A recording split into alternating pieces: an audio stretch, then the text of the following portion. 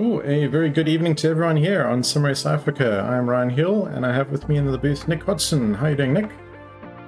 Good evening, Ryan. Good evening, everybody, and welcome back to SimRace South Africa. And we are, of course, in the GT3s this evening. Round 1 of 5, Watkins, Glen. What a way to kick off the 2024.2A season, Ryan.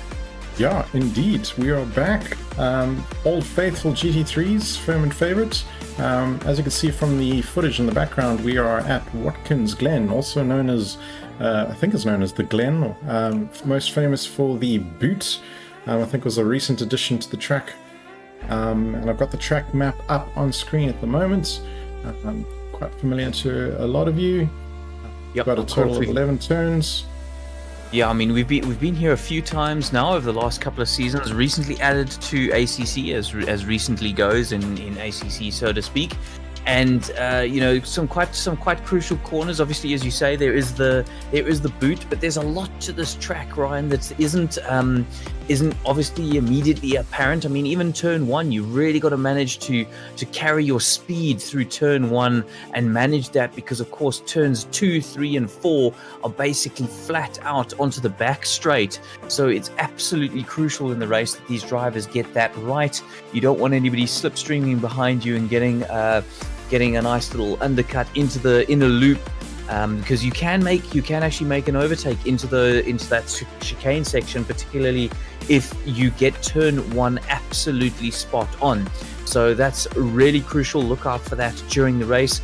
The outer loop, well, you know, that is going to be an absolute killer on tires. We've seen the launch of the Mustang, which of course a lot of our drivers are wanting to jump in, try out. It's a new toy and everyone wants to experience what that's like. Front engine car, rear wheel drive, of course.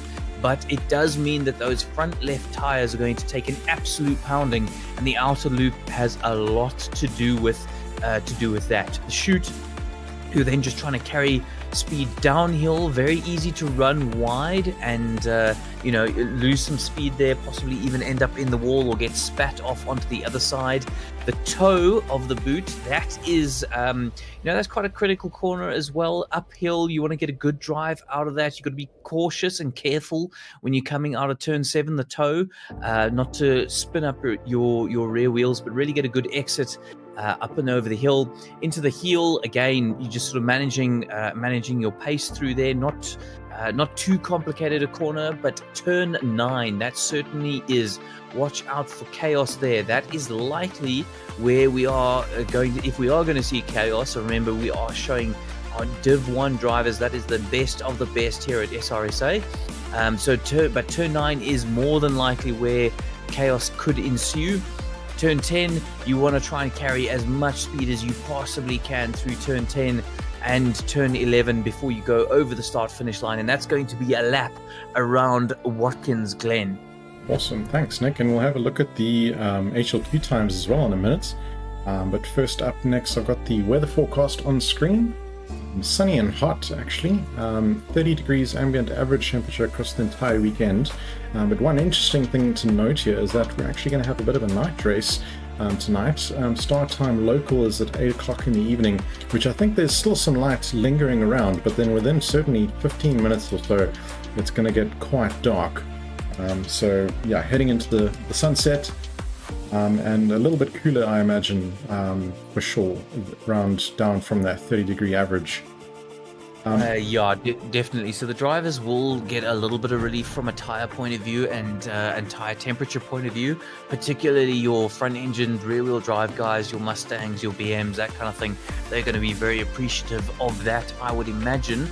But as you say, the sun is going to go down, so we will basically be lights out as the sun sets, and then we'll be lights on in the vehicles, and yeah, we'll be taking the race mostly during the night. Good. Up on screen right now, you're looking at the entrance for tonight. This is of course being our Division 1. We've had a decent turnout. I think around 60 odd drivers registering their interest for GT3. I believe 45 or so in the end have actually completed a registration. We split into divisions of around 15 drivers. So tonight on screen here is your list of Div1 drivers. Also, we've configured the number boards this season to reflect essentially a number of things, which includes participation levels as well as rank in the simracing.gp community. So you can see our lone pro driver tonight, Ross Bottle, flying that flagship, but by no means shortcoming or shorting out any of the other drivers on grid. We've got a lot of others, all obviously marked silver, very close to being upgraded, and we've got a Mike Peterson on the grid for an amateur as well. But yeah, every one of these drivers are very capable. In fact, I'm going to bring up the HLQ times just to demonstrate that. So these were, drivers had, actually we ran things a little bit differently for hot lap qualifying this season.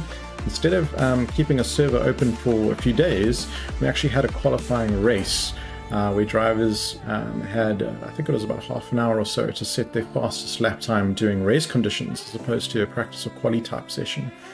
And that's essentially what split them up into divisions tonight. And just looking at who took top honors here, Hannes van Veek with a time of a 1:44.1 dead. And as you can see across the field, very tight. So I'm expecting a close race tonight.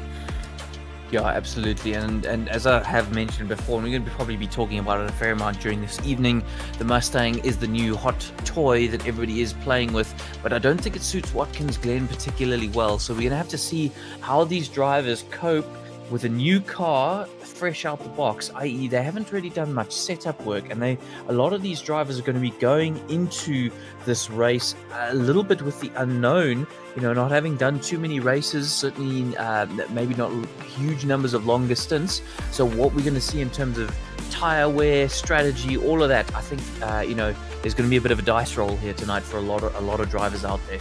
Absolutely. In the background right now, the session is ticking over from pre-practice, and very shortly we will have quali. Just before we get to that though, I'm going to roll a hot lap guide just to give you a good idea of a fast lap that we bringing to you courtesy of Coach Dave. So enjoy it for the next minute.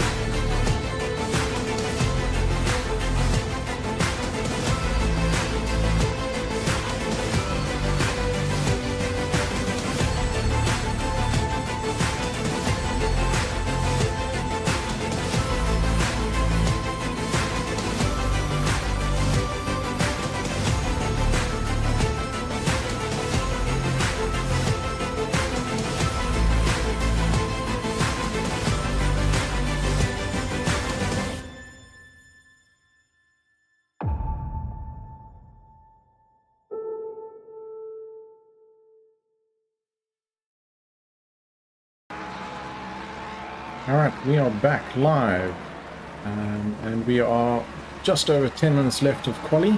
Currently on board with Jason Luck in his purple Porsche. Yeah, Jason being a bit of champion of that Porsche over the last few seasons here at Sim Race SA. He's really made it his own, and that's fantastic to see. And had quite a bit of good fortune in it as well, if I remember, over the last couple of seasons, doing pretty well, placing fairly high in the last couple of championships. So we'll have to see what he does and what he can do this season, particularly against the influx of Mustangs. You can see there on the on sort of the timing tower, lots of Ford. A few Ferraris though as well. Watch out for them tonight. I imagine the mid-engine cars will be quite strong here.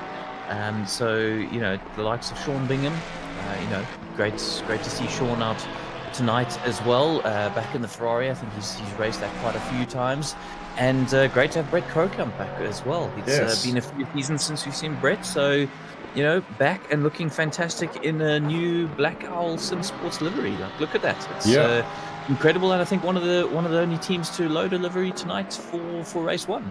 I think I saw a few upload to the Awesome Sim Racing tool, but of course that's across the entire field of 40, 50 drivers, so I'm not sure how many of the 15 got in. But yeah, that livery is looking, as one of the sponsors on the side, Boss, that is looking quite epic. Another great livery. It's not one of Jonathan's liveries, is it? Is it a custom job by... I believe it's a Brett Crocombe custom livery. job. Yeah, he does his own as well. Looking top-notch. Of course, this is the first time that we're seeing these cars as well. They look like Moritz has got his own special livery as well, there with a SA flag on. So fantastic to see that. So you guys are going to get to experience this, these new liveries, and that does look like a yellow design actually. If I look on the wingtip, this one is a Jonathan design. Yeah, so you guys are going to get to experience it for the first time, just like we are, and it's fantastic to see all the effort that everybody at SRSA makes, season in, season out, to really produce some absolutely top-notch liveries, and I really like this one. It's very cool. I see Mr. Stroud is in his McLaren again. I'm pretty sure he's raced that McLaren for a few seasons now as well. That's just about that's great to see. Nice to see some guys sticking to what they know good, know best rather, and not everyone jumping into the hot new car. Of course, those that are in the Ford Mustang, it is going to be bopped, the balance of power. We will be following the low fuel motorsport bop. It has been pointed out to us tonight that there is a mistake with the configuration on the server, where the bop may not have loaded correctly. If that is the case, we'll review it afterwards.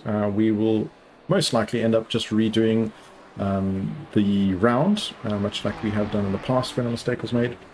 But regardless, for the intentions for the season, of course, we're running the low fuel motorsport bop, which does help bring all of the cars into contention and sort of even out the field and prevent the sort of meta cars or one make series running away with it. He's speaking fantastic liveries. Look at that Venom Works that Huntington Baker's running. That is very, very cool. Although, was Hannes was usually in his BMW. Yeah, so I think he's opted to hop into the new Mustang for this season. Yeah, so that's interesting. I mean, Hannes has been in that BM since it arrived, and has stuck with it for a very, very long time. So we'll have to see if he falls in love with the Ford in the way he fell in love with the BMW. Yeah. So again, another driver who's kind of going to be out there, a quick driver. We've seen Hannes put in some really quick lap times over the last few seasons. Yep, and he topped the HLQ leaderboards as well. Yeah, so he's clearly starting to find his feet very, very nicely with that Mustang, and we'll have to see what happens as we go through the evening. Yeah. Bridge Trinity also opting for the Mustang, and just hopping onto Sean Bingham now, who's currently in provisional pole, pedaling his 296 around. Fridge, if I remember correctly, has been traditionally a Aston Martin driver. Yes. So another one who's choosing to switch this season and hasn't done so in a very, very long time. I mean, both Both drivers sticking with the front-engined rear-wheel drive configuration, but still trying something out, trying something new out, I should say. And with almost just over 5 minutes left of qualifying, these drivers are looking pretty tight at the moment. Okay. One driver we're not seeing on grid this evening is actually the defending champion, Mike LaRue. Did get an apology from him earlier. I think he's under the weather with something. He's opted to take a skip round. Hopefully we'll be back strong, fighting fit for the next one. Yeah, I feel your pain there, Mike. That was me last week. I was absolutely man down and not loving life, so hopefully you'll be back and faster than ever very, very soon. Nice to see Martin Rensburg out in the Lambo. He's also a firm favourite of the Lamborghinis. Yeah, great to see him back. It's been a while, Mark. Fantastic to have you back, and wishing you all the best, bud.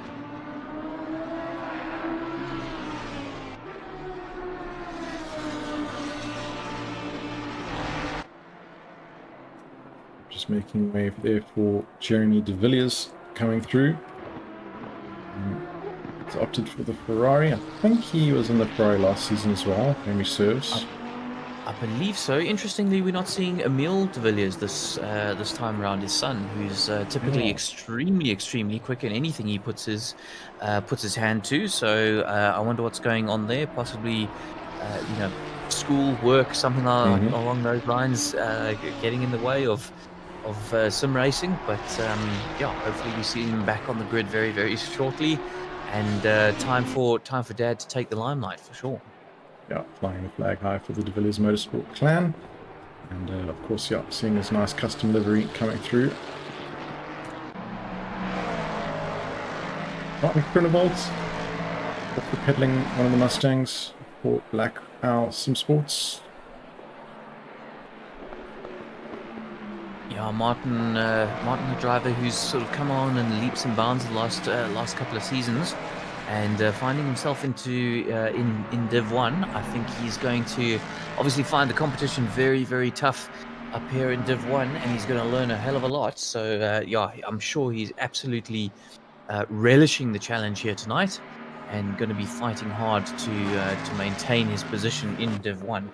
Because are we going to be promoting and relegating in divisions, Ryan, this season? SAS had plans for it, and I've seen his pitch in one of the admin channels, but I'm not sure if we're going to be implementing that now for the season or not. But I think we need to circle back with him. Yeah, so these are the kind of things that you can possibly look forward to at SRSA coming soon. To a racetrack near you, but always trying to do something a little bit different, trying to innovate a little bit to keep things nice and fresh. And yeah, obviously we've got this season we've got our GT3s, Old Faithful, but also we're doing the Sim Clio Cup in AC, back to AC, which is fantastic to have that back. One of my favorite sims of all time for sure, and wonderful to be back in the original Assetto Corsa as we all hotly anticipate Assetto Corsa Evo, whatever the new one or the anticipated new one is going to be. Yeah, slated for early access later this year, but got a feeling it'll probably come out with a very small selection of cars and tracks, and be pretty much a playable demo, much like the original AC was, and gets refined over time. But yeah, great to be back in the original Assetto Corsa. Still lots of life in the old girl, especially with the mods and content manager and custom shaders patch and all that sort of stuff, keeping it alive and kicking. And looking forward to the Clio Cup Championship. Yeah, absolutely. That's going to be a super tight one. So tune in next week, Monday, where we will be in the Clios. But for now, GT3 is just under 2 minutes of qualifying left. Hannes van Wyk, I can see, is in third position. Our top HLQer is struggling to find pace tonight a little bit. Sean Bingham really coming to the party and laying down the law. Certainly in qualifying, we'll see what else he can produce. I see Fridge Finley currently in 8th. I would expect him to be a little bit higher up. Currently almost 3/10 up on his delta, and he's only gone through turn 1, just emphasizing what I was saying earlier about how important turn 1 can be. And wow, look at that, absolutely flying now, almost a second up on his personal best. currently at a 45.8. If he keeps this up, he's going to be knocking on the door of the 44s for sure, and that's very close to what we saw in HLQ. Yeah. So let's have a look, see what Fridge can do if he can convert this lap. Tricky little corner up the hill, very easy to spin those rear tires up and not get a good exit. Fridge seems to be doing all right, having lost a couple of tenths though through the last few corners. Can he hang on and put in a decent time here? He's probably going to have time for one more lap, but obviously as a driver you want to convert. Just losing little bits of time just here and there. Oh, getting a whole bunch through the second last corner, but losing it on the exit again. So definitely a game of cat and mouse with Fridge's qualifying time here tonight. Round the last corner, 4 tenths up. Tips it up the wall. A bit of a tank slapper. Great car control there from Fridge. He will cross the line and improve to 7. But yeah, definitely there could have been more time to be had there. Pulls over. His qualifying clearly done. Mark van Rensburg sitting in second position. Actually got a few corners left, and he needs to improve by 0.1 to be in with a chance, and he's thereabouts on his delta. There. Mark van Rensburg showing he's lost absolutely none of his pace in his hiatus from SRSA. Fantastic to see that Lamborghini having some success again. Last person I remember doing particularly well in a Lamborghini was Charles Wilkin. If memory serves. A 10th up still.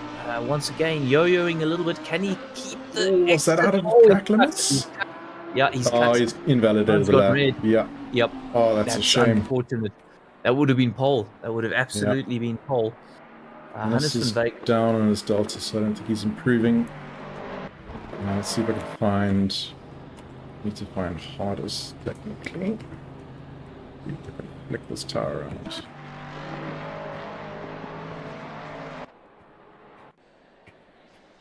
Here's hardest. Oh, he's in the pits.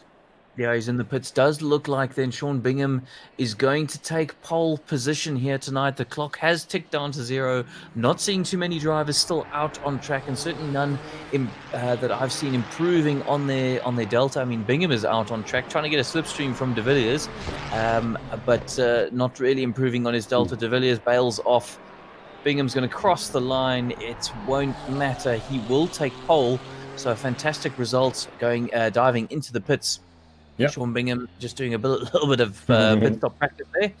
And yeah, so that's our qualifying. Sean Bingham, Mark van Rensburg, Hannes Wijk, our top 3. Boyce, Bartel, Luck, Finley, Krokamp, De Villiers, Maritz, Stroud, Pieterse, Groenewald, and Bartel are the remaining drivers. 14 drivers on the grid. Both Bartels in the mix, of course, and we have just under a minute before we go green. Indeed. Let's cut to a quick ad break, and when we're back, we'll be with the formation lap.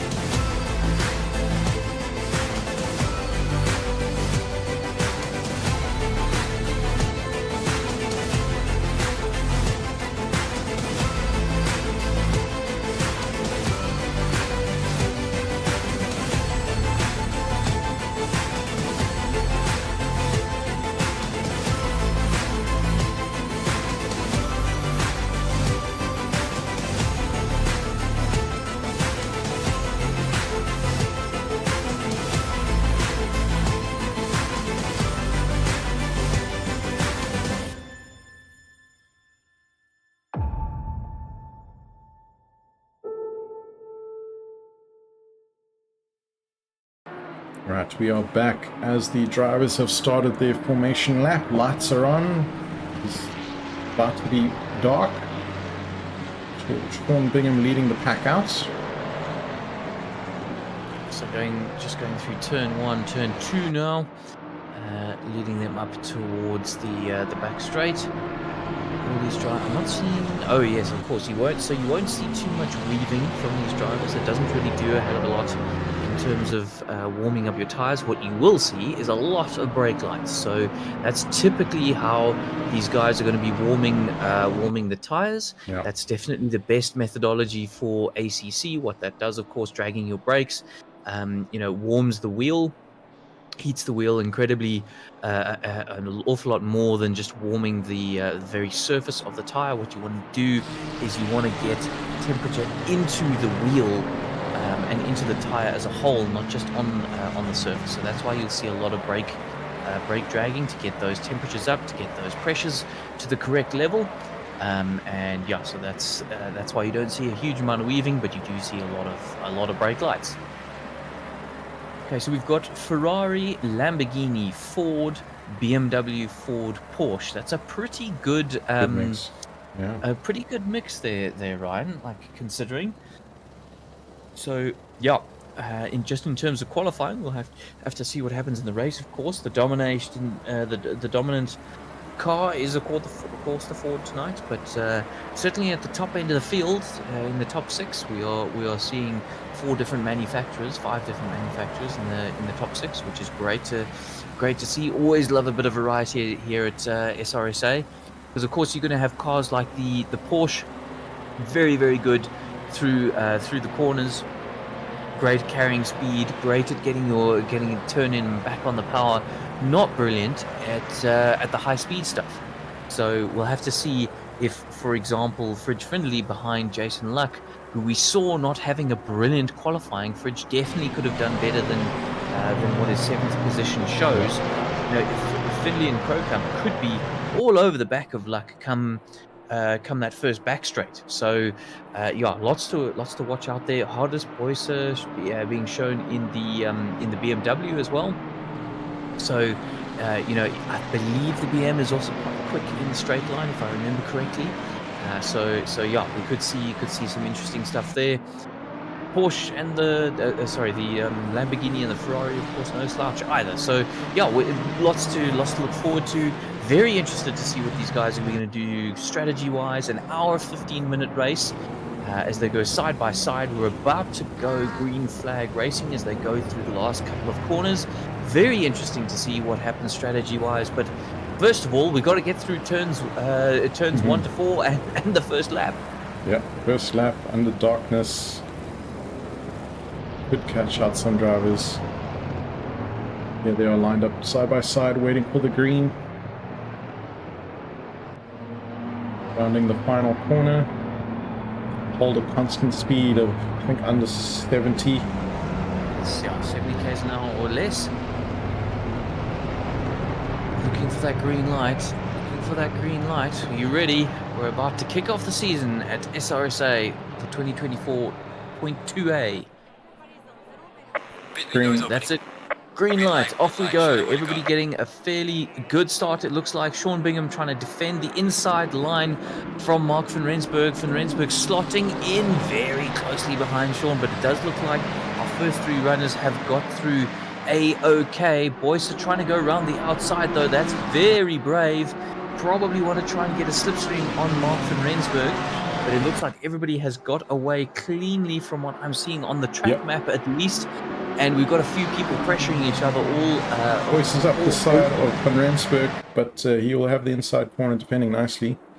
Yeah, very well covered off. Remember, Div1 drivers, the best of the best here at SRSA for sure. And so far, everybody absolutely proving exactly why that is the case. Hard racing, fair racing, and so far, absolutely no contact whatsoever. Great to see from these drivers. Yep. On lap 1.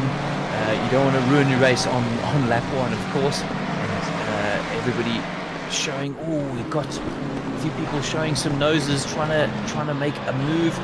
Was that Ross Bartle, I think, running slightly wide up the hill. Does that bring Jason Luck into play? Not as yet.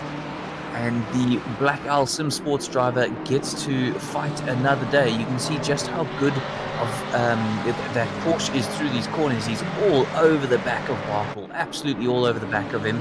But I imagine when we get onto the straights, then Ross is going to be pulling away slightly. At the moment, Hannes van Wyk is pulling away from Ross, though, as Ross concentrates on not losing a position to Luck. That's it. We are over the line for lap 1. So that's lap 1 done. We've got quite a long way to go still, of course. 1 hour, 13 minutes. Lots of action still to occur in the dark, at night, at Watkins Glen. And all of these drivers using absolutely everything they possibly can of the curbs, making the most of track limits. Of course, remember, ACC does have a inbuilt track cut system, so if they're not careful, you can get drive-through penalties and so on. But Fridge Findlay looks to have got an excellent run on Jason Luck and slides up the inside. I said watch out for that if you get a great exit through turn on. Wow! Hammering those curbs. All over the curbs. I'm surprised he managed to keep that on track. The Mustang must be very compliant over those curves.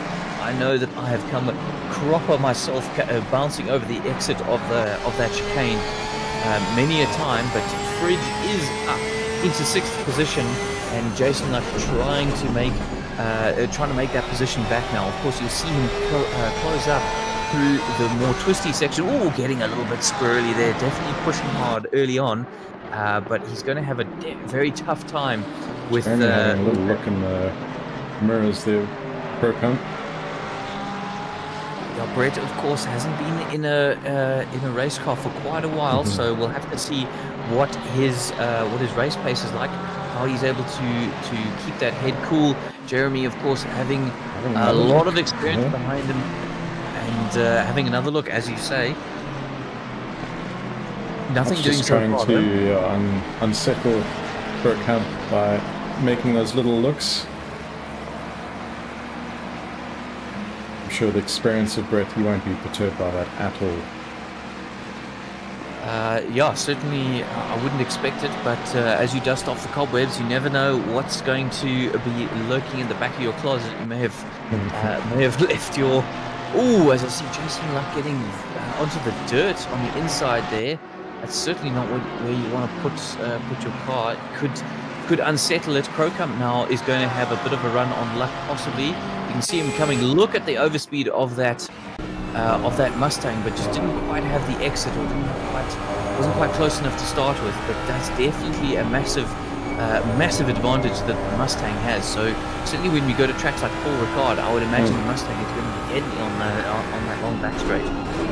You let it stretch its legs. But you can see just how much Jason then closes up on through the boot. Yeah. And I mean, Brett currently 8 tenths up on his personal best. So no, it's not like Brett is taking it easy or chilling out here. He's definitely pushing hard. So just really shows how good the Porsche is through the tight twisty sections. Sean Bingham currently still our leader, and with fastest lap, the current fastest lap of the race, so managing to keep Van Rensburg at bay. Ferrari, Lambo, BMW are currently our podium, and as we see Luck running slightly wide, you can definitely get a track cut there and a warning, so going to have to be close. Wow, Brett Crocomp gets very close to that exit wall. As we come over the line, I didn't see a touch though. I think he will be okay. I'm wondering right now, I've just managed to click over to the full tower. Thanks for the heads up, Sass. In P12 on Ross Bartle. Roxanne. Oh, is it Roxanne? It's Roxanne Bartle is in P12, Ross Bartle in P5, but Roxanne does look like she's having a very close battle. And who's that? Moritz. So she's just, I believe she just got past Moritz. What confused me initially was I thought Ross had had a moment and fallen back, but of course it's his sister Roxanne on track. course, Ross and Roxanne both rally in real life. They were in Eastern Cape the other week for a rally down there in their polo, and doing very well in that. Roxanne is the not commentator, you know what I mean? Co-driver, thank you.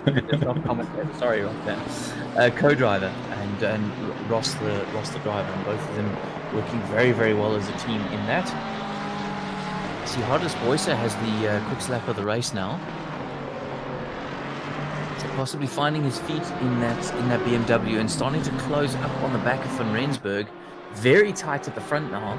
Just half a second between each of these drivers. So we'll have to see how this unfolds. Possibly Hardest bringing his tires up to temperature a little bit slower, not wanting to overcook them too early. With that front engine BMW, his front left will be screaming at him very soon. So again, we'll have to see what he does tire wear wise as the race progresses. Yep.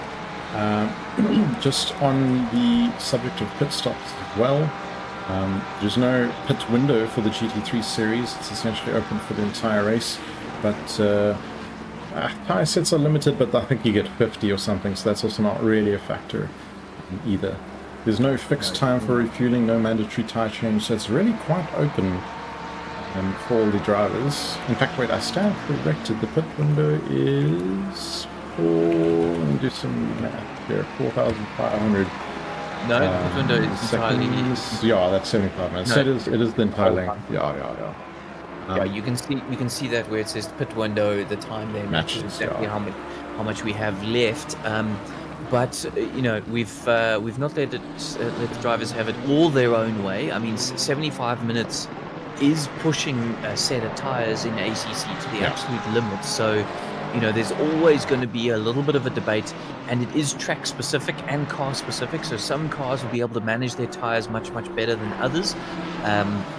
So yeah, it's always going to be a little bit of a debate. All drivers will naturally want to try and make one set of tires last, simply because you do lose an awful lot of time in the pits changing tires, and then even if you are a lot quicker, obviously you then have to come back through the pack, particularly here in Div1, where you can see just how close everybody is. I mean, the top driver, the leaders are going through turn 2 at the moment, and the back markers, can we call them that? It's not fair to do so, but the back markers are coming across the start finish line, so everybody's still very close. So if you do take tires, you're going to have to work through a bunch of really quick drivers, and even if you do have the pace on tire, it's going to be very difficult to do so. So it's most drivers are going to want to naturally not take tires, in my opinion, if they can help it.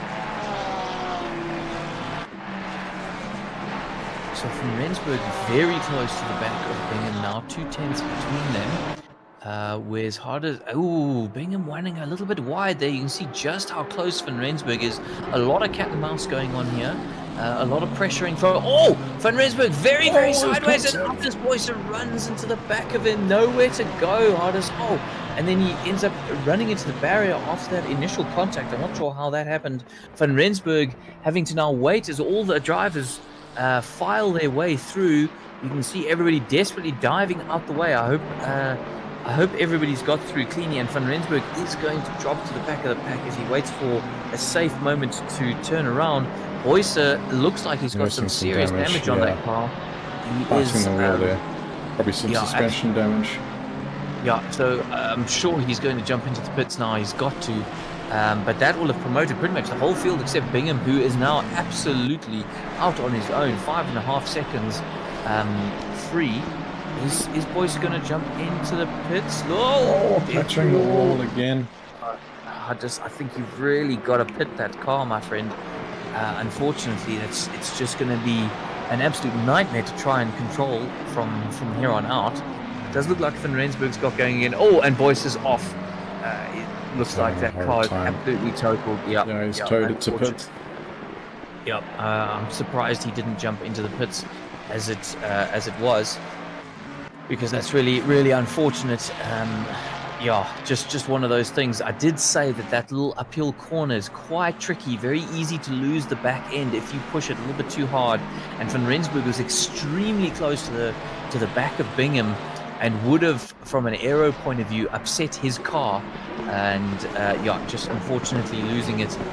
No malice intended by either driver, of course, but it is one of those things that can happen when the guys are running so close to each other. Speaking of, De Villiers all over the back of Procamp.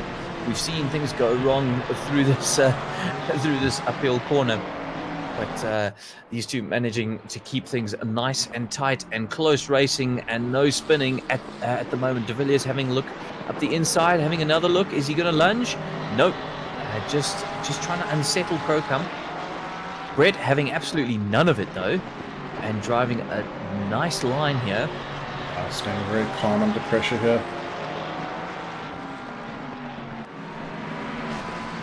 Of course, Procamp would ideally love to go and chase down Luck and put a little bit of space between himself and De Villiers, but De Villiers is absolutely not letting him have that free space. Oh, De Villiers smacks the barrier on the exit of the last corner, and in the behind there. That must be, yes, Van Veek. It looked like a yes, yeah, that was Van Veek. So a lot of these drivers really struggling with that last corner, and it has traditionally claimed a huge number of scalps over the years. You know, just running a little bit wide will punish you heavily. Generally speaking, you can get away with it in terms, you know, it won't completely ruin your race. You won't be getting a DNF for that, certainly not the first time. But you know, that's really not going to do your vehicle any favors whatsoever. Looks like Jason Luck is pretty close to the back of Fridge at the moment.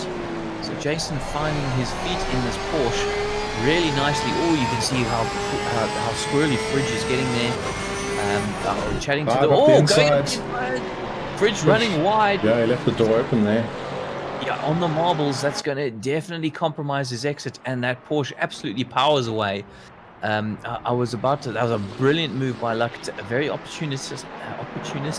Saw the little mistake from Fridge and absolutely took it. I don't know if Fridge left the door open there or just made a mistake. So yeah, I would have thought that was just a little bit of mistake, unless they're teammates. I don't know if they're teammates. Interesting. I mean, I think they're in the same parent team. Whether that was a team order, just maybe they're on different strategies right now, or if it was just a legitimate mistake and an opportunity seized by Jason. Oh, just tapping the wall there, I think. Fridge. The driver's running wide on that final corner there, just, you know, pushing the limits, pushing it to the limit rather. Yeah, it's allowed Procamp to start to catch up to Findlay now, and of course De Villiers all over the back of Procamp. I mean, these two are having an absolutely titanic battle. Ross Bartle has, we don't need to go to him just yet, but Ross has really started to close the gap down to Bingham. When the incident happened, Bingham was 5.7 seconds ahead, and I see the gap is down to 3.6 now. So we must keep an eye out on that. But certainly the tightest battle, I think, on track at the moment is these four. With you can see just how quick De Villiers is through that chicane section. That mid-engined Ferrari of his really doing well. Wow, basically up the tailpipe. Yep. Was there a bit of a touch? No. Oh no!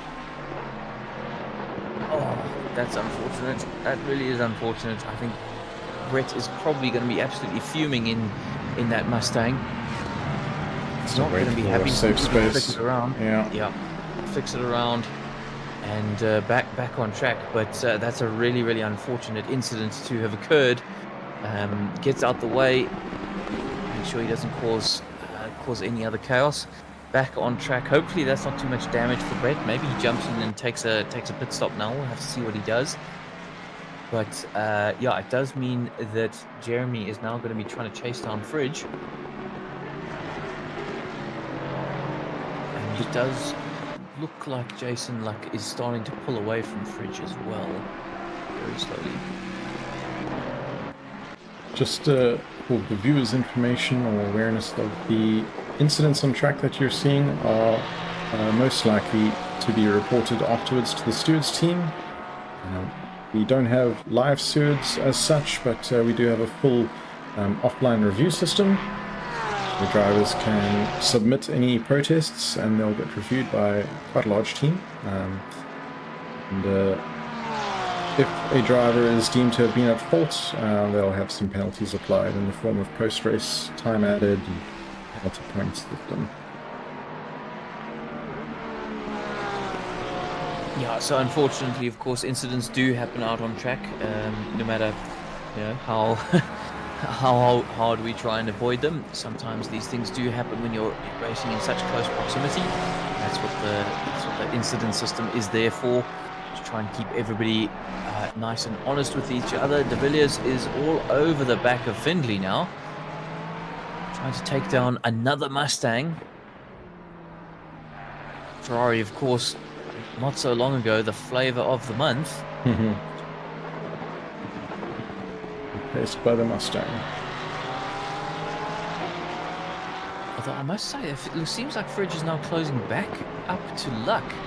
It seems like Luck is now struggling, which is interesting because I still think that was team orders where. I mean, it was that or a mistake from Fridge. I'm not sure which. I think it was team orders though, because you wouldn't let him by on the straight, given how quick that Mustang is on the straight compared to the Porsche. So it would have been very, very awkward to do. It might just be a case where he's under serious pressure right now from De Villiers behind, and he's just trying to hurry Jason up. Yeah, could be. Could be.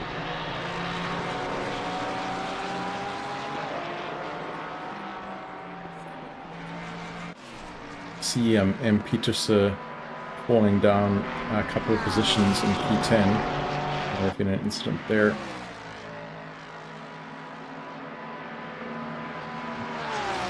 Yeah, I mean, you've seen that Watkins Glen, pretty tricky track.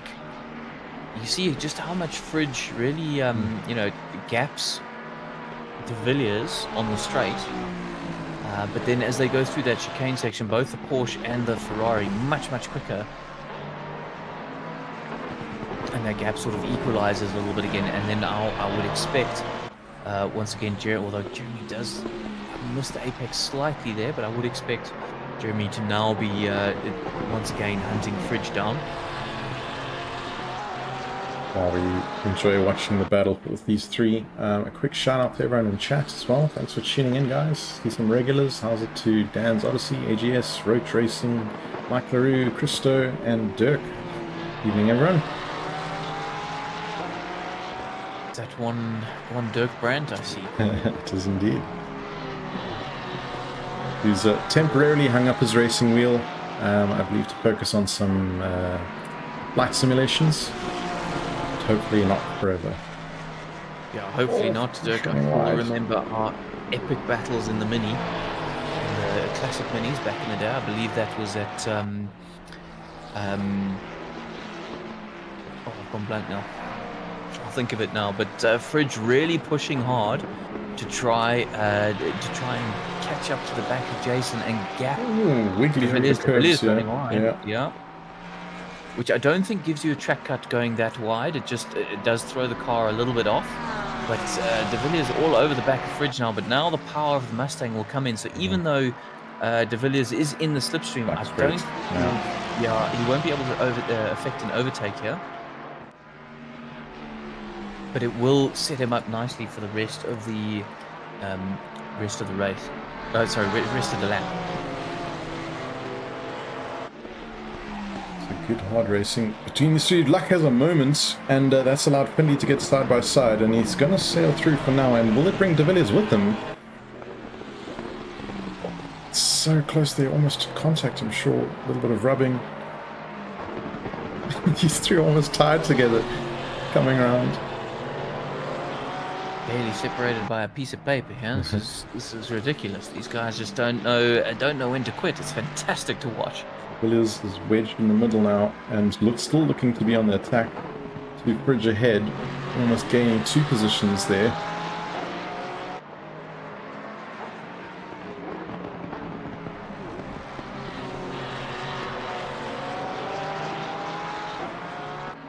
Again, pulls out wide. It has to slot back in. I think can lead to the limit as well. He runs slightly wide. If you run wide here, remember, clouting the wall is not going to help anybody. And that second last corner, you can definitely get a bunch of track cuts there very, very easily. Remember, these guys only have 3 sweeties to use throughout their entire hour and 15 minutes before before the steward's hammer is going to come out. Penalties and drive-throughs and such, yeah. De Villiers much quicker through this fast chicane section, but then it almost impedes him because he has to back off slightly, and that just gives Finley the chance to run away down this long straight. Quick through the curvings there, and Espen's almost dancing across. Yeah, that's where the Ferrari really does shine, but unfortunately not a place that you can make the most of it and effect an overtake. He gains so much through the bends, and then before you know it, there's a straight again, and the Mustang is just able to stretch its legs.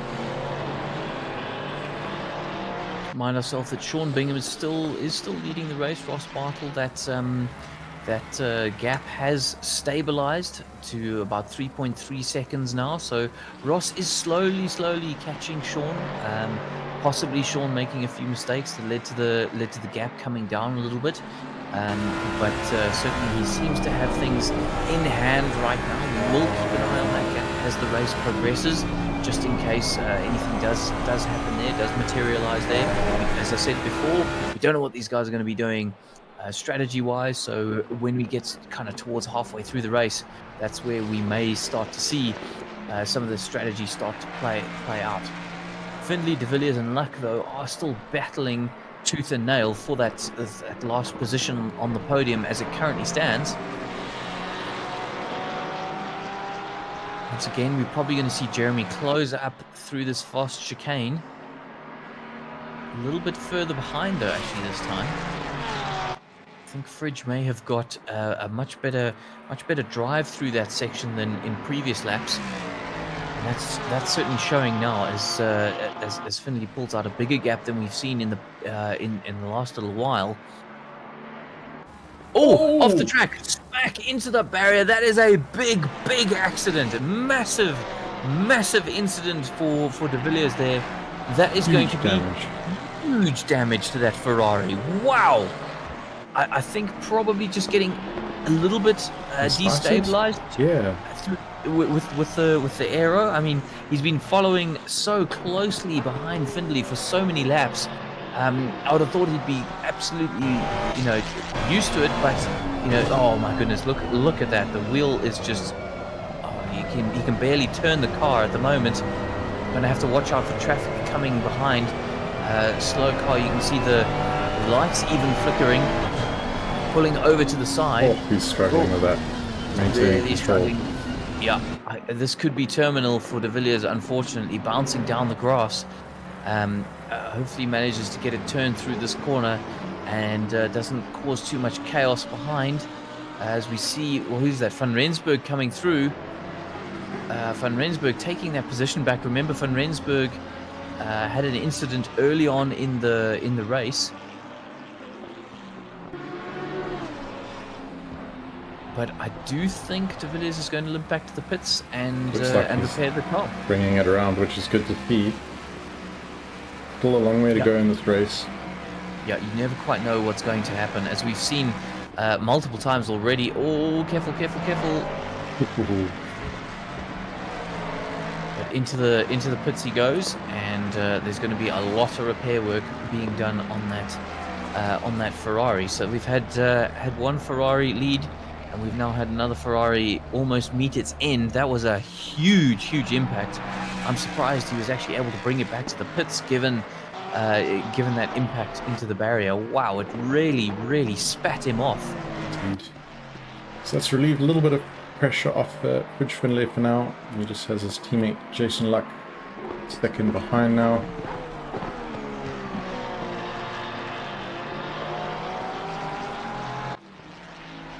Yeah, these two are unlikely to battle too hard, I would say, just as a guess. But it is good to see now Maritz and Roxanne battle. So, this shows just how many positions you can make in a fairly short space of time, just by keeping things consistent. I mean, we've got 48 minutes to go, so we still have the large majority of the race left. And Roxanne, I believe, started down towards the back of the grid. I think she was possibly 11th or 12th in qualifying. And now all the way up in 6th position. Doing exceptionally well here so far. I think I just saw Van Rensburg in the background overtaking Stroud for what is now 8th position. So we'll probably see this switch around, because you can see Van Rensburg going over the line, and we should see, there it is. Yep. So Van Rensburg up into 8th. So again, Van Rensburg had an issue, was running in 2nd, got the car a little bit sideways, and had that contact, but now making his way back up into 8th already. Who knows where he could end up? I'm sure he must be targeting a top 3 still. Absolutely, gunning back for a podium position. We know he's capable of it. I see De Villiers is still in the pits. That Ferrari is probably going to take an awful long time. I'm really sure it might even be a couple of minutes. So I've remembered, Dirk. It was Baikoniki. We had that epic race at the very, very short track of Baikoniki, which interestingly we are going back, although we'll be doing the high speed circuit of Baikoniki, and we'll be in the Clios this time. So expect a really good race there. It always produces some excitement. So look forward to that later on in the season. A few races in. It does look like Maritz and Bartel are the closest battle on track at the moment, with Van Rensburg closing in on the back of these two squabbling Mustangs. So Bartel having a fantastic race and a great dice. We'll have to see if these two. Looks like Maritz has run slightly wide there. I wonder if we've got a track cut for that.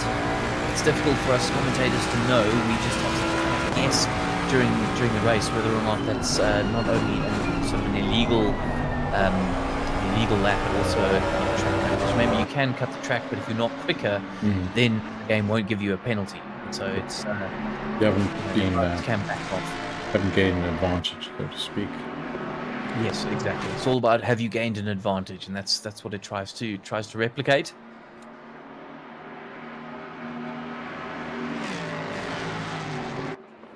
Stream currently not really helping Maritz out there. Bartel keeping it very nice and smooth.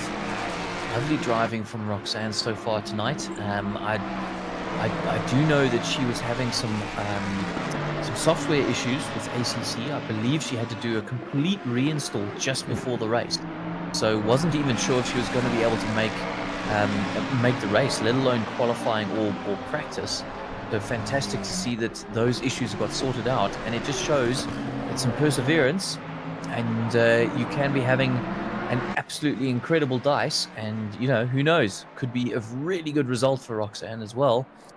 Van Rensburg now all over the back of Maritz, so this could potentially give Roxanne a little bit of relief if Maritz starts looking in his mirrors and concentrating on Van Rensburg behind. He is very clearly the meat in the sandwich, and that puts some additional pressure on. Not only do you need to concentrate on an attack ahead, but to defend from someone else behind, it can get a little bit stressful. Yeah, absolutely. And I mean, certainly in the short term, Roxanne is going to be very happy for Van Rensburg to be joining the party, because it, as you say, it does split the focus, and she won't have to just be defending. Maritz will have to be thinking about defending as well. There's some contact there, minor end on end. Great car control from That's brought Van Rensburg through though. Yep. And has bought Roxanne a little bit of space, but I can imagine that Van Rensburg is going to be on the back of her very quickly.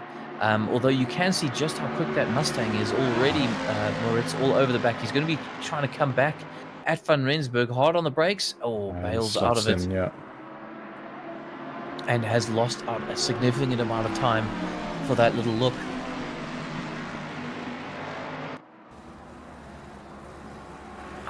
Currently, I'm not sure quite how well the Mustang deals with damage. We have seen certain cars do deal with a little bit of damage better than others. Around the outside, I don't think that's going to happen, Mark. That's very, very brave. Yeah, keep that in.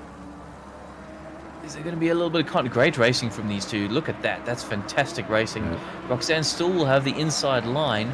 Could be fine. Late braking by Van Rensburg, just trying to get around the outside there, but he's done well. Careful. Doing well to stay side by side, and that's allowed him to get through on the inside. That's really great racing. Yeah, that was a great race between the two of them. A lot of respect shown from both drivers to each other, and yeah, really, really good racing. Van Rensburg, unfortunately, does seem to have the pace on both of these two, though. Oh, works his way back up. That's unfortunate. Again, I'm wondering if the aero through the disturbance, through the dirty air, yeah. Dirty air is really causing some of these drivers a lot of problems. Once again, that'll be in the Mustang. That's going to be a little bit of a venture into the unknown. All the Black Isle Sim Sports guys were racing in the Ferrari last season and the last couple of seasons, so none of them will have experienced too much what it's like in race conditions with the Mustang. So a lot of learning going on here tonight, and expect a lot of setup tweaks from pretty much everybody, trying to figure out what the best thing to do in a race is, particularly when it comes to tyre wear.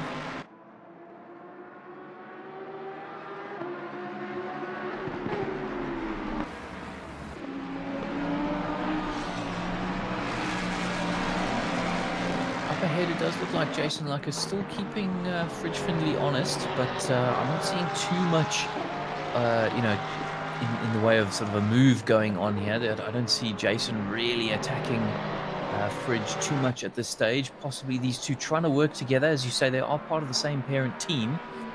So yeah, I can't imagine a wild lunge coming out of nowhere.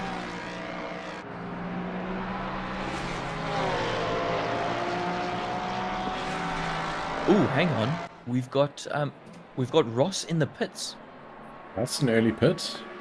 It's a very early pit. I wonder what's going on there. Or is it actually? Where is he? He is in the pits. Yeah. Is it as particularly? It must be. Well, I guess. Well, yes, it is an early pit because it's earlier compared to everybody else. But relatively speaking, yeah. But he's in there for a long time. Is that a full tire change and some fuel? Surely not. Maybe. Mechanical issue.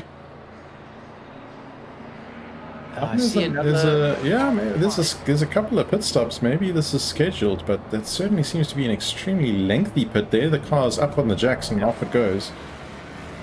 It did seem to be a very long pit. Definitely not a splash and dash. And I guess actually this is halfway through the race, so anybody pitting now, I wouldn't expect a splash and dash. I would definitely be expecting at least a full tank of fuel to be going in. Otherwise, why would you be pitting halfway through? Yeah. It does seem like some lengthy pit stops here. So Martin Groenewald's also pitting, going into the pits there. So Ross Bartle now obviously our front-running pit stop racer.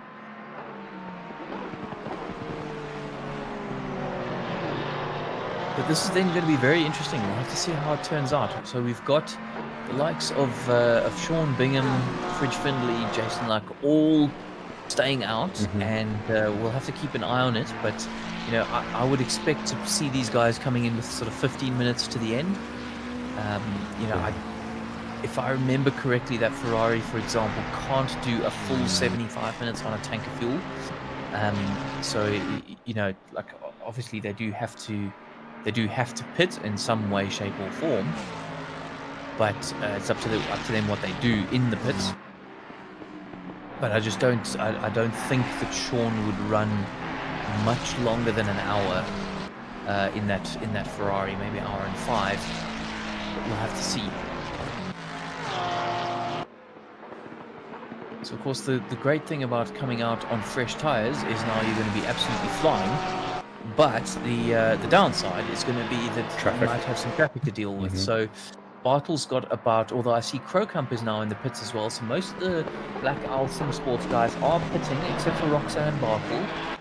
Everybody, all the other boss chaps have pitted. So Ross obviously won't have Roxanne, I'm sure, will dive out of Ross's way as and when he comes across her. But, you know, Mark van Rensburg certainly won't make it easy to get past. So we'll just have to see what kind of gap that is. And, you know, the timing tower just hasn't quite updated yet. There it is. There's the update. So, yeah, we're looking at, was it 26 seconds between Ross and Mark? So yeah, that'll take him a while to work away at. So possibly traffic's not actually going to be an issue for Ross. Yeah, might get away with it. Yeah, and could be an absolute blinder. Could be an absolute blinder here, because if you're not going to have traffic affecting you, yes, you've spent a lot of extra time putting tires on, but you know your lap times could be really, really solid throughout the whole race, whereas you know, Sean may end up falling off cliff. We don't know. We'll have to see. Bottles and Roxanne is in the pits. Now, it's also pulling to a stop. Mike Peterson has been in. I'm sure leaving shortly.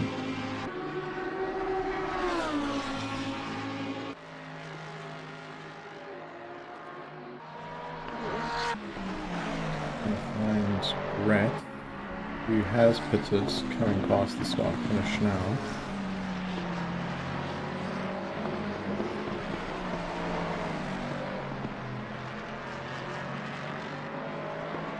No, Brett Crocump, just going through the boot section. Oh yeah, I'm on that one. Oh, sorry, yep. It's okay.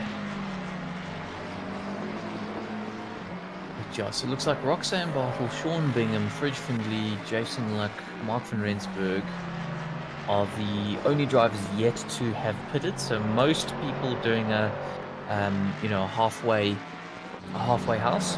Yeah. Ross Bartle, if I can find his time up at 10. Come on, Mr. Camera. Here we go. You can see he has got some back marker traffic. Just a little flash of the lights to let him know, here I am, here I'm coming through. The blue flag rule, just to clarify, it's not Formula One. So you are under no obligation to just dive out the way, but there are some strict rules about what you can and can't do. Most importantly, you're not allowed to defend into a corner. So once the Ross is close enough, we should expect to see Peterson not defend.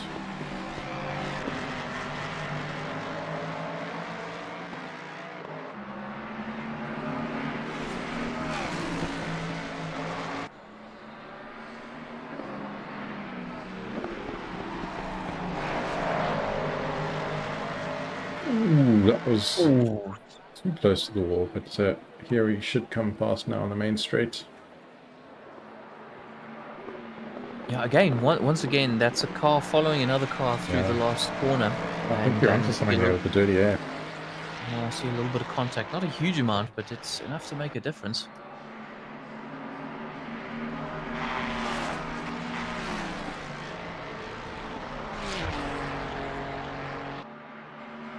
So Mark van Rensburg's now in the pits, which leaves just Fridge Findlay is the only one out there that has not yet opted to take a pit stop.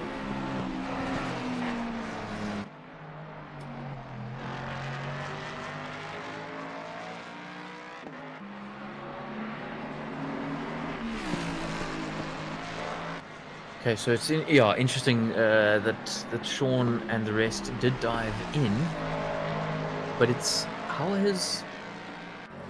so Ross is the effective leader now.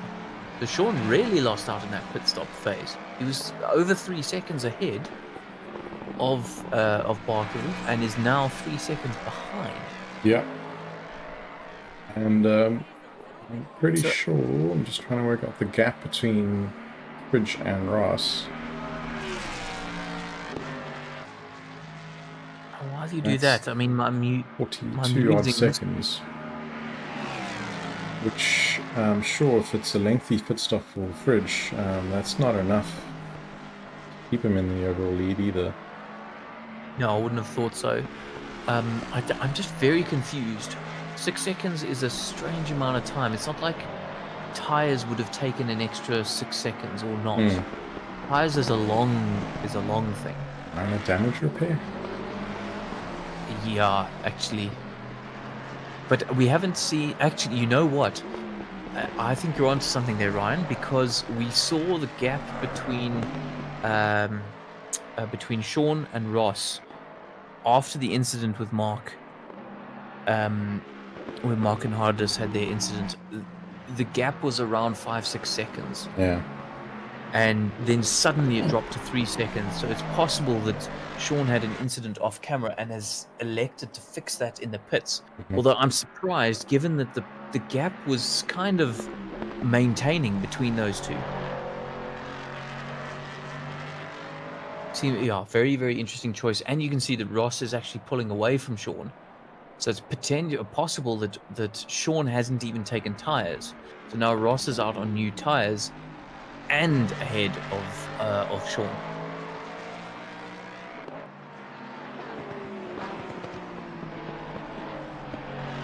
So as we just got about half an hour left of this race. Remember, start of the race we had what was it, 5 different manufacturers in the top 6, looking a little bit different now, with the Fords starting to come to the forefront. I'm wondering if the Fords are just a little bit easier to drive around here, and that's possibly because, I mean, we've seen, apart from a few taps against the wall, we haven't seen any big incidents with a Ford just yet. Yeah.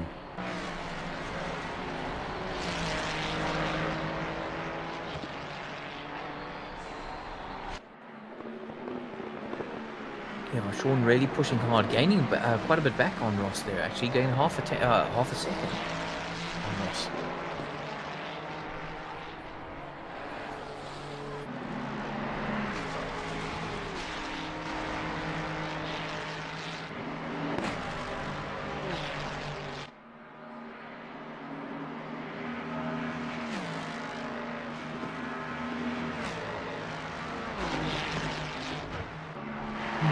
Blue flags waving up for Mark Peterson. Gets closer.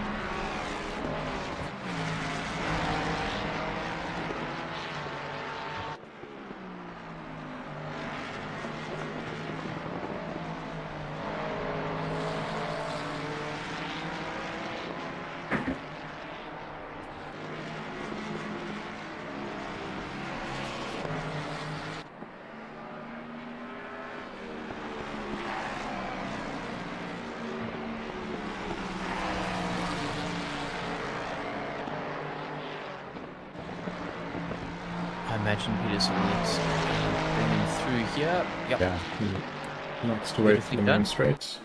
Keep the space to do it. So he applied brakes there, didn't need to apply brakes, just a A little little bit. bit. Good, yeah. Is that damage on the front of Sean's car, or is that just a trailing sort of wing? It's probably damage.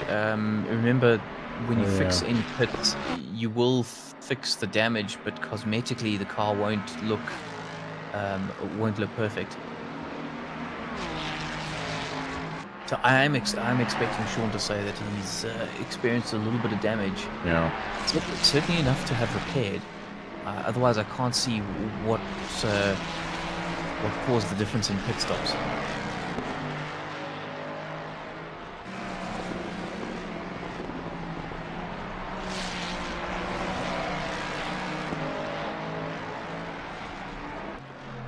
Findlay still not coming in. Staying up. Tires absolutely into the ground. Very interested to see how that actually pans out. The Black Isle Sim Sports guys were very worried about tire wear on this Mustang. Doing all sorts of setup to try and figure it out. He is doing a late stop.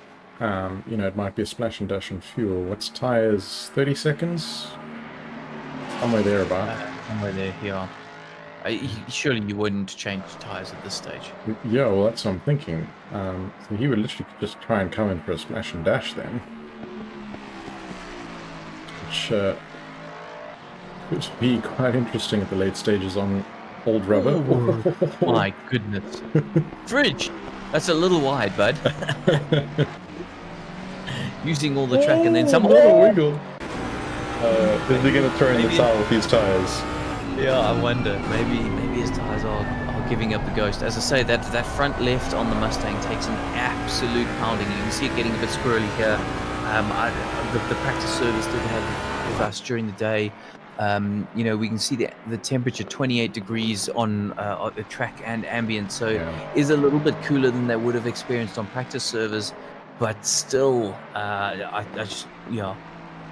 do worry that car's tires are taking an absolute beating here. Fridge does seem to have got it back under control though, less squirrely through the last couple of corners. Yeah.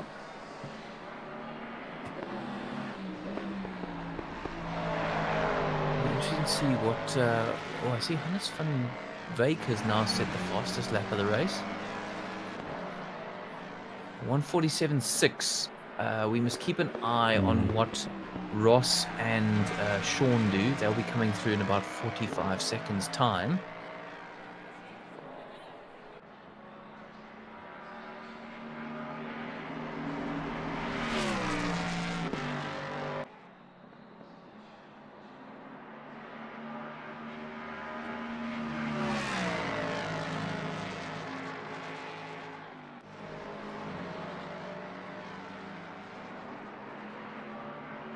Roxanne Bartle of 46.8, so quicker than Findlay. Findlay was in the 47s, correct? Yeah. Yeah, Ross Bartle should a 45.6 and a 46.2. Significantly quicker. Yeah, significantly quicker than Fridge. So his tires must be absolutely screaming right now. And that would explain the pace difference. So if I was Fridge, I'd be very worried about losing a whole bunch of places when you do eventually come in, even if it is for a splash and dash. I think you're going to be losing a lot of time here.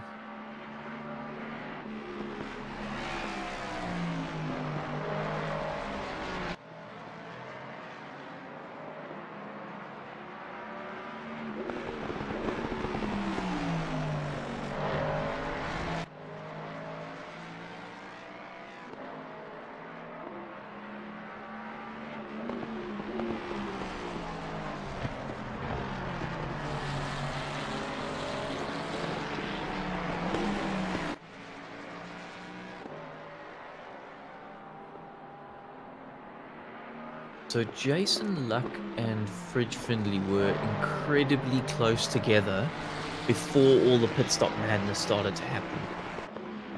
With Fridge going so slowly... Oh, he's in the pits. Fridge is in the pits. Okay. Let's keep an eye out where he comes out. He was battling with Jason, so let's see who's won between those two. And then obviously to the rest of the field, 24 minutes left. I think he's given up rather than... I don't think this is planned. I think he tried to go all the way to the end and he's had to bail out of it. So I imagine he's going to be putting on new tyres. And Jason's coming through as we see through the last corner here.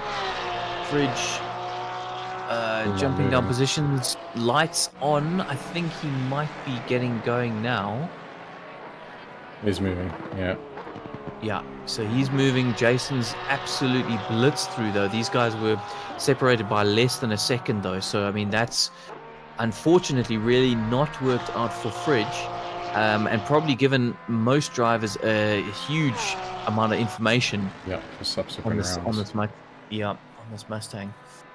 I mean, we could be going to other tracks that are kinder on tires. You never know, but certainly to start with, very, very interesting to see. So yeah, it looks like Fridge is about 7 or 8 seconds now behind Jason. So he's lost out almost 10 seconds worth of time by once things get up to speed.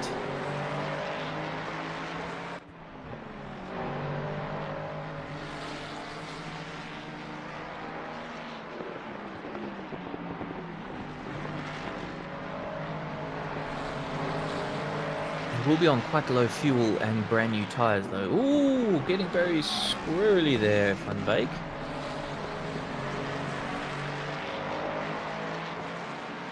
Just trying to work his way through the back marker. But he is, of course, with all that major damage repairs.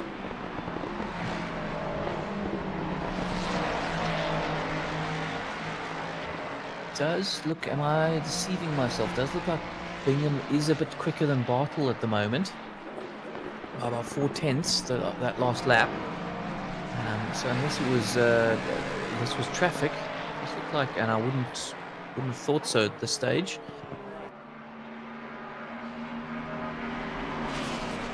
Surely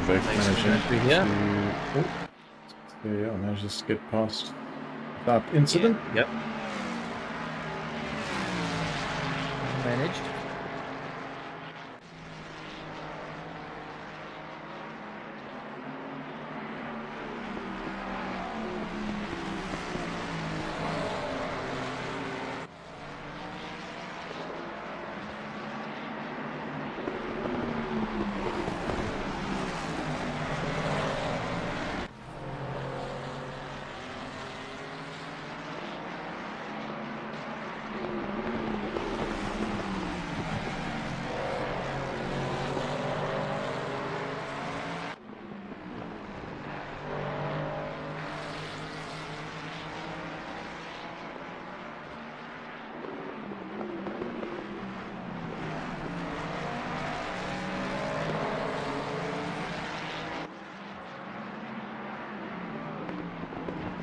So getting well out the way from Vogue there, marker.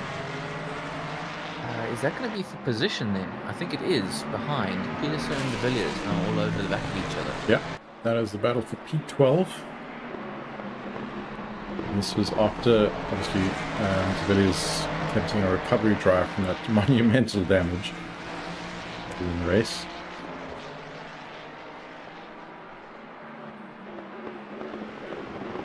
So we'll have the straight line advantage, of course, down this straight. But we have seen De Villiers incredibly good through turn 1, turn 2, and turn 3.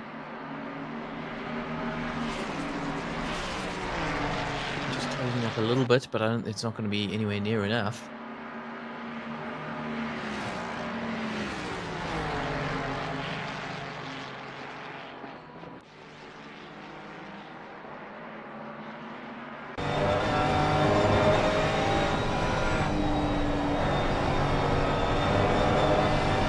It's a good run here through the that corner. Yeah, and again, this section we have seen De Villiers be very, very strong. I think that was where the contact between Bartle and De Villiers occurred, just because he has got so much more speed through that corner than pretty much anybody else out there. I imagine Bingham must be very strong, given he's also in the Ferrari through that little section as well.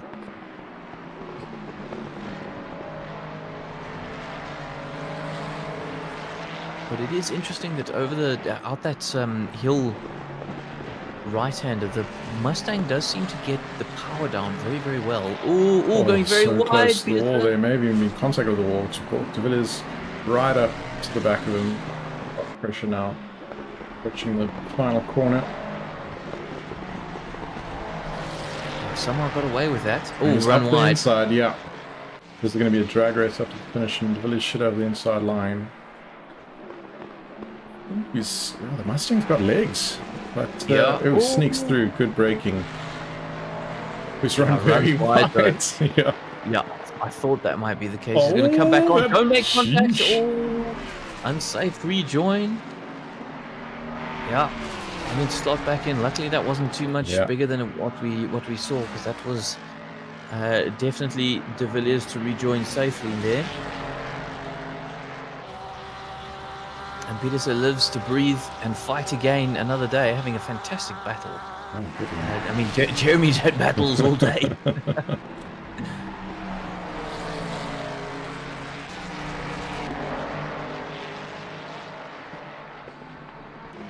Are Bingham and Bartle pretty close to each other, or am I misreading the tower at the moment? I think half is... Wait, no. They are very close to each other. Look at this. This is for the lead. Very close battle now.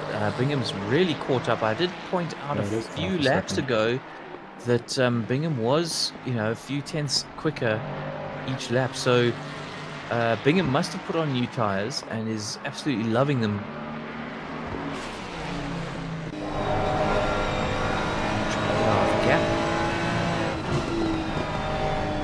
That gap has come down very quickly. Bingham must have taken new tires. Certainly looking very racy in that Ferrari. I have to say, Ross is a wily old fox. Will he be pressured off first position? Unlikely. You have to see where Sean makes a move. But again, look at that Mustang out the. It's the most. Yeah, it's the most obvious place to really be trying to make a move, and he's just absolutely gapped Bingham. But this sort of section is where we'll see Bingham catch back up. We'll have to see this this sort of downhill, left-hander. This is where Jeremy was so strong. Bingham running slightly wide there, but did seem to catch up to Bartle even so.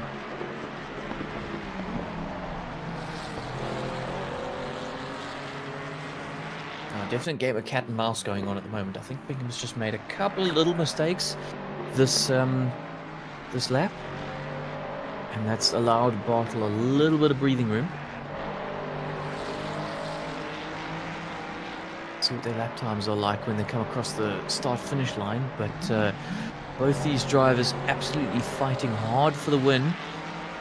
Ross, of course, no stranger to the top step of the podium, but hasn't been in an ACC GT3 car for quite a while now. And Bingham making a bit of a return as well, I believe. I don't think he was in last season's GT3. Yeah, I don't think so either. So, yeah, good to see some of the old guard coming back. And wow, close. Very close between them. 45.9 and a 145.82. Yeah, so as we sort of watch that lap, you can see where... each driver is slightly quicker. Ross is just quicker in kind of the sections that really count. So through here, you can see that Mustang just starting to pull away already from the Ferrari. Bingham definitely closer than last lap, but isn't going to be able to do anything about it. Ross not having the greatest of run through that chicane. Able to keep it all together though. And now we'll see Bingham once again start to catch up. We'll see if he gets this corner a little bit better. Much better that time. Sometimes, yeah. Yep, manages to hit that apex and starts to close up on Ross. Again through this, the uphill right-hander. I did see the Mustang get a great exit before. We're seeing it again, I think. But now through this little section here, all the way to the start-finish line, that Ferrari is definitely going to be much quicker than the Mustang. Look at it coming out, just out there. Just, yeah, I was able to close up Yep, so much. gone. Yep. I mean, Bingham barely needing to use the brakes through that second last corner. Ross having to go through it hard on the brakes. You can see him struggling through the last corner as well. As Bingham absolutely flies. A lot closer to that lap. Yeah. I think just in the foreground there we also saw Roxanne Bartle and Martin Groenewold, I think. Close together by 0.3 seconds. Teammates, don't take each other out.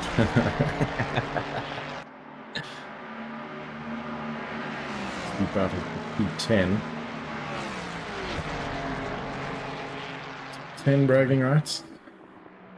Again, looks like Bingham is a little bit closer again this lap, but you know that Mustang just so strong through where Sean desperately needs a bit of advantage.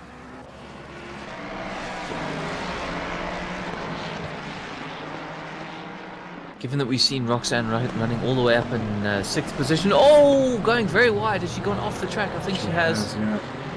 Ah, that's unfortunate, Rox.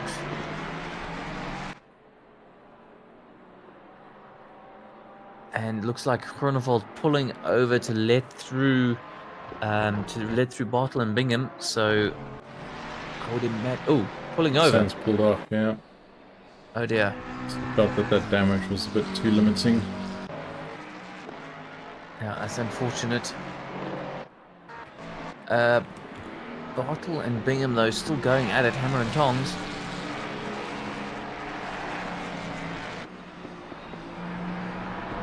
You can really see those brake lights of the Mustang. The Ferrari is much more subtle. Yeah, I wonder if that was intentional.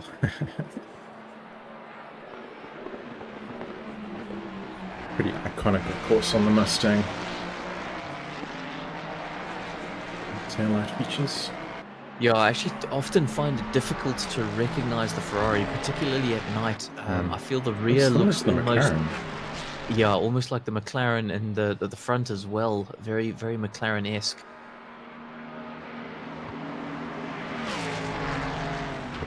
Much easier to see during the daytime, but or distinguish, as I should say, during the daytime. Ross really attacking those curbs as much as he possibly can. Obviously feeling the pressure from Bingham. Oh, running wide, look at that. Just absolutely pushing as hard as he possibly can with 11 minutes to go. Not much left in this race. Running a little bit wide through that corner where, of course, the Ferrari is so excellent. The last little advantage on the lap is the exit here. The Mustang does have the pull. All that advantage will disappear from here on out until the start finish, or the final corner, should I say. Yeah, absolutely. So Bingham's really, probably his best bet is through the last corner. Keep it as tight as you possibly can, and then get up the inside on the exit of the last corner.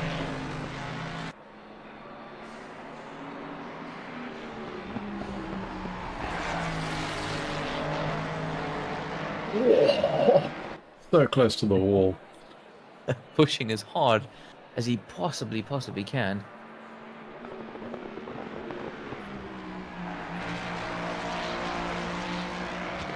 Don't discount Hannes van Wyk as well. Does have our fastest lap of the race at the moment and is 5.4 seconds behind. You never know what happens between Bingham and Bartle. Yeah, especially if there's constant contact.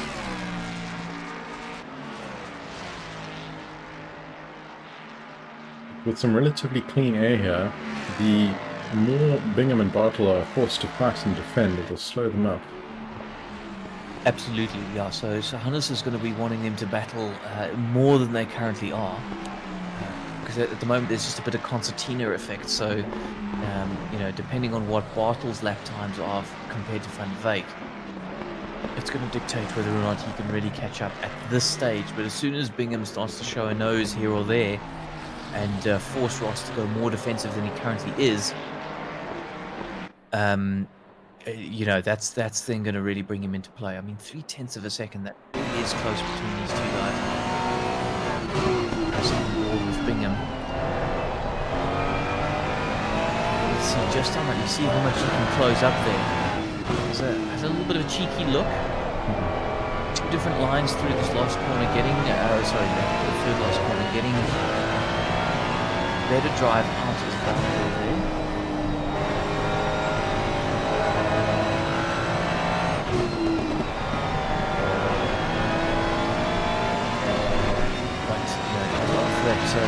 Start finish straight. You see Bingham definitely with the advantage, but just towards the end of that, the legs on that Mustang do start to show. The exit was more from Bingham, but before too long that Mustang is just going to start to run away. 0.3 of a second over the timeline between these two. So Bingham will definitely be getting an advantage at this point through the slipstream. You can see him actually start to gain, but it's just sort of too late. He runs out of time to do anything about it.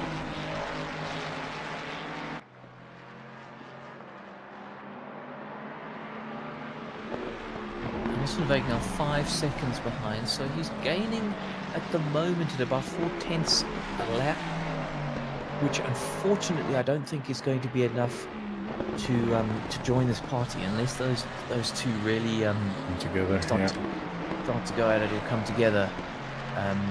It's, you know, he's going to be in the picture, but unfortunately not in the fight, I would say.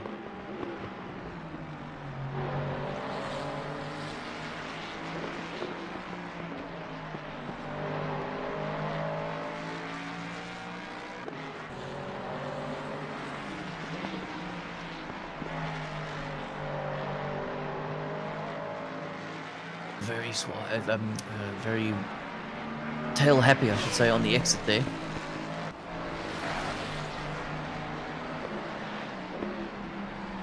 And is clearly pushing as hard as he possibly can to try and just avoid that wall. But you know, try and catch up. We'll see. Yeah, 4.8 now. Took another couple of tenths.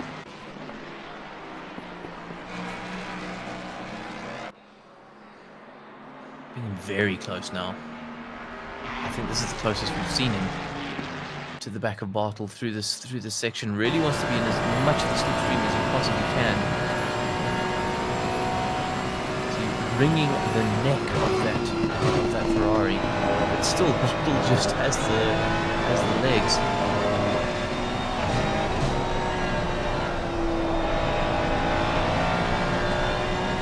I'd say the advantage that Bingham has in terms of tyres has definitely gone at this stage as well.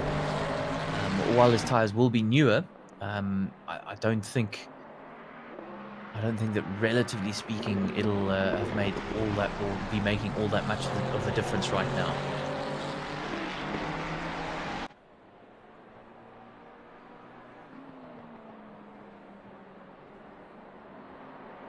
About the best he can possibly hope for is that Bartle's tyres fall off some sort of a cliff.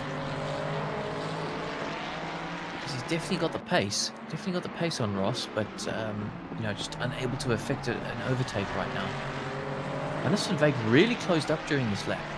He's going to take almost a second out of these two, although getting very sideways through that corner. Must just be how he likes to take it.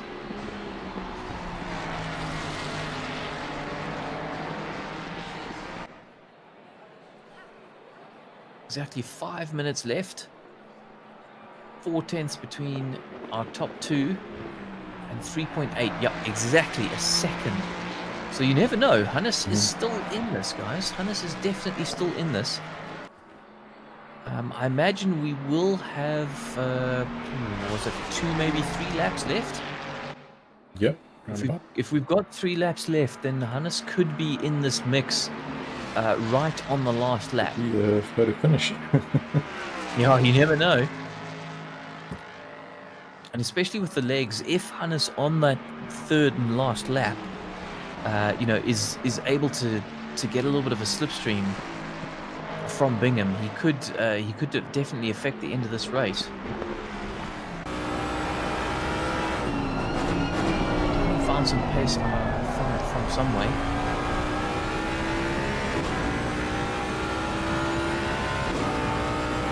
And you can see them fighting up ahead, so you know there's a lot of a lot of good motivation to push as hard as possible. When you can see the leaders in front of you, it kind of eggs you on a little bit, and you think there's a chance, or you know there's a good chance, and keeps you fighting.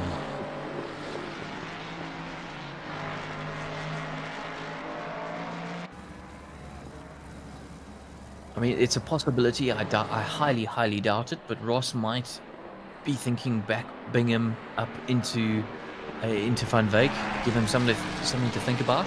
But given the fact that Bartle does have the legs on the straight, I doubt that's going to be going through his mind too much. Bingham's so close on the back. Is he going to pop out and have a look here? 0.2 of a second.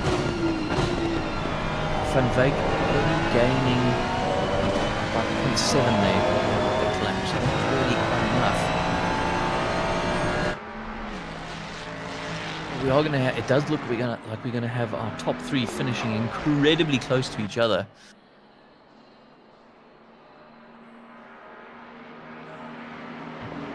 Something has happened to Fridge Findlay. We haven't seen it on camera, but he is now sitting 11th. He was in 5th behind Jason Luck, a little bit away behind, but still. So something drastic has happened to Fridge, unfortunately. I can only imagine he picked up some damage or something along those lines. See if I can examine the front of his car. Chronovolt getting a terrible exit there, and trying to go around the outside is Fridge. Making that work. Yeah. Goodness, definitely something not quite His right car with seems intact. I'm not seeing any damage visually. Maybe just a spin-off? Yeah. Van Wyk getting that gap now down to 2.7 seconds. Bingham a little further behind than from what we've seen. A massive gap of half a second. But having closed all the way up now.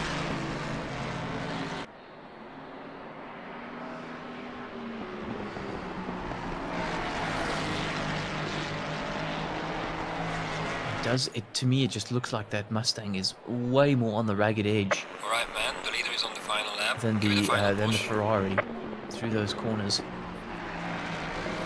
So these guys have started their final lap of the race.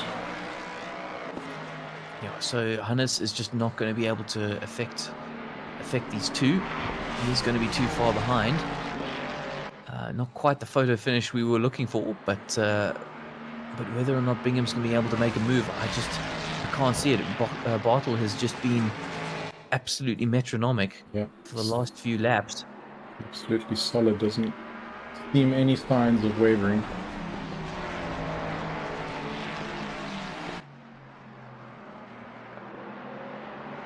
If he just keeps it on the black stuff, he should have this. I don't see another overtaking opportunity.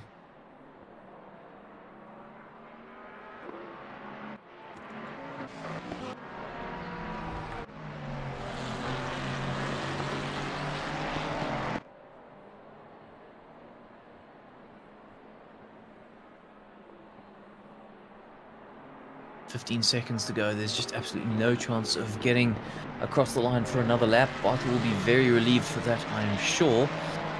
Of course, he will have enjoyed the dice, absolutely. But, taking a victory, I'm sure, is going to be even sweeter. Absolutely.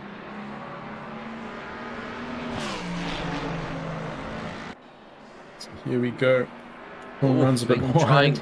But, trying absolutely everything, using all of his sweeties up right at the end. Yeah. So across the finish line, here we go. Round one. That was to Ross Bartle, followed extremely closely by Sean Bingham. Hannes Van Wyk in third makes up our podium. Hannes pretty stoked about that third. I think he's quite happy with that, yeah. Yeah, a great recovery drive there from Hannes. Ross just managing to hold on. The speed of that Mustang down the straight, just doing it Jason Luck coming home in 4th position. Great, solid result in that Porsche. No mistakes, and being rewarded for Van Rensburg. Recovery drive for Mark. Excellent recovery drive. 5. Brits in 6th. That's a great result. A great result. Also, very solid drive, very solid, great Pro Cup. Also, return to SRSA, rewarded with a 7th position. I'm sure he'll be quite happy with that, actually, considering how off the pace I know he felt, jumping into these cars. Stroud in 8th, Findlay in 9th, and Hornefeld wraps us up in 10th position. And that's us. It is indeed us. And I haven't invited anyone around for driver interviews, but I think what we'll do is next time we will put out that call just so that guys are aware they can drop in. But essentially that is us for now. And a big thank you to everyone for joining in. And we will be back next week, Monday, with the Renault Clio Cup Round 1. And then back at it again, GT3s every second week. Running just 2 series formal championships this year, so the racing comes more frequently actually. Thanks Nick very much for joining. Thanks Ryan, it's been an absolute pleasure. Really enjoyed this race, and can't wait to see what the rest of the season unfolds with, and the Clio Cup of course. Indeed. Take care everyone. Thanks for joining. Ciao for now. Bye.